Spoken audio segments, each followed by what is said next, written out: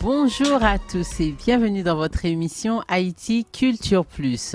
Alors j'espère que vous allez bien, il fait beau, il y a du soleil. Moi je suis au restaurant L'Auberge Créole en compagnie de deux personnes formidables. Alors je vais vous les présenter, vous les connaissez peut-être, hein, mais bon. Je vais quand même vous les présenter. Alors, nous avons, j'ai à côté de moi Ketsita qui est modéliste et j'ai aussi en ma compagnie Monsieur Wouli Saint-Louis-Jean. Voilà. Alors, je vais leur laisser le micro déjà à Saint-Louis-Jean qui va nous parler un petit peu de lui pour ceux qui ne le connaissent pas. Bonjour Saint-Louis. Bonjour. Venise, enchanté. Bonjour Ketsita. Comment ça va? Tout va bien. Je suis très heureux d'être l'invité de l'émission Haïti Culture Plus. Oui. Alors moi je suis Wouli Saint-Louis-Jean, je suis normalien, j'enseigne l'histoire et la géographie dans certains collèges et lycées de la ville de Port-au-Prince. Et je suis artiste, musicien, compositeur, chanteur. Mais justement, voilà, musicien, chanteur, guitariste, donc plusieurs casquettes. Alors, parle-nous un peu de ton métier. Qu'est-ce que tu fais? Pourquoi avoir choisi ce métier? Enfin, ces métiers, puisqu'il y en a plusieurs. Ça a commencé en 1988, après avoir assisté à une belle représentation théâtrale de notre grand comédien et metteur en scène Hervé Denis, que vous connaissez peut-être. Oui. C'était en 1988, au cœur de la nuit, qui était une sorte de chanson et texte. C'est-à-dire une sorte de montage de textes et de chansons. Les textes utilisés surtout par Hervé, ce sont les textes qui figurent sur mon premier album, Quand la parole se fait chanson, comme Port-au-Prince Abgagé Frisco de Lionel Trouillot, Femme Lambelle de Cito Cavé, Si de Franck Etienne, Bonne Nouvelle de James Noël et vous êtes pas la peine de tout citer, oui, c'est ça. Bon, c'est à partir de là que ça a commencé. Et c'est en 1988, comme je viens de le dire.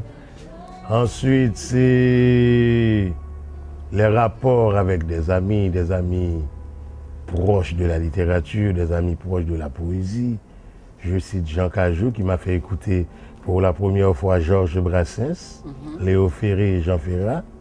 Et de là, je trouve la nécessité de mettre la poésie haïtienne dans la rue. Et donc, là commence l'aventure. Voilà, l'aventure commence là.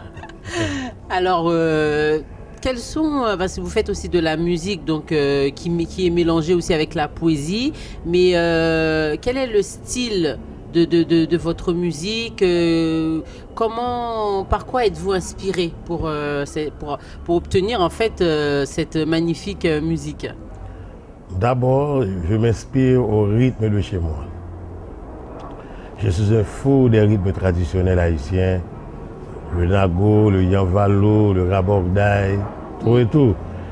Donc, comme on peut constater dans mes compositions, c'est le troubadour, c'est le yanvalo, c'est le rabordaï, c'est le rara, mais des rythmes traditionnels teintés de blues, de bossa nova, de jazz en un mot. Et pour moi, il n'y a pas de cloison dans la musique est internationale. Tout à fait. Et justement, quand on parle international, est-ce que vous vous produisez un petit peu partout, en France?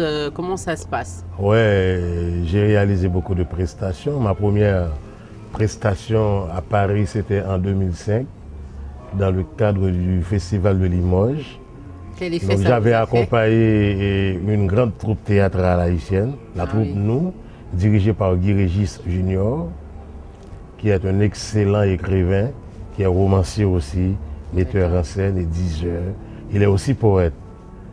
Donc ensuite, la deuxième invitation, c'était en 2009, à un moment où l'on voulait rendre hommage à toutes les femmes dans le monde. Parlons-en. Ah oui. C'était extraordinaire. Pourquoi justement vous avez eu cette idée rendre hommage à toutes les femmes au monde? Pourquoi? Pour moi, la femme, c'est le cœur de l'humanité. La femme, c'est la vie. La femme, c'est l'amour. Oh là là, vous êtes vraiment un poète, hein? Ah oui. Monsieur. Alors, je vais passer un peu la parole à Ketsita. On va lui demander comment tu as connu justement monsieur le poète. Donc, monsieur Saint-Louis, je l'appelais toujours comme ça parce que c'était mon prof quand j'étais un peu adolescente. Et je pense aussi que j'ai pas mal appris de lui. C'était quelqu'un assez patient avec ses étudiants, assez proche des étudiants.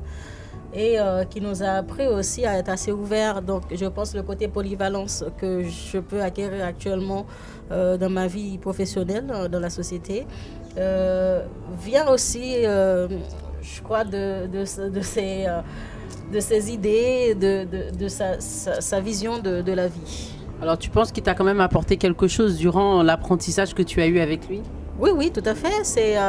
C'est ça aussi qu'on recherche, c'est des professeurs qui suivent des étudiants, pas des gens qui viennent juste présenter leurs cours et partir comme ça et donner une idée négative des personnes. Et c'est quelqu'un qui encourageait vraiment ses étudiants, donc je pense qu'il mérite d'être soutenu. Et j'apprécie beaucoup son travail, donc il le sait bien, on a déjà discuté de ça. Et voilà, donc je pense lors de son passage sur Paris, j'ai dit je ne peux pas louper une occasion pareille de le faire, de le présenter à la communauté haïtienne dans le cadre de l'émission Haïti Culture Plus. Eh bien, on te remercie beaucoup, Ketsita. Donc, encore une dernière petite question. Je sais que tu n'aimes pas trop parler, mais j'aimerais bien quand même te poser des questions sur ton métier parce que tu fais quelque chose de formidable. Tu es modéliste. Parle-nous un peu de ton métier. J'ai choisi un peu ce côté-là parce que je suis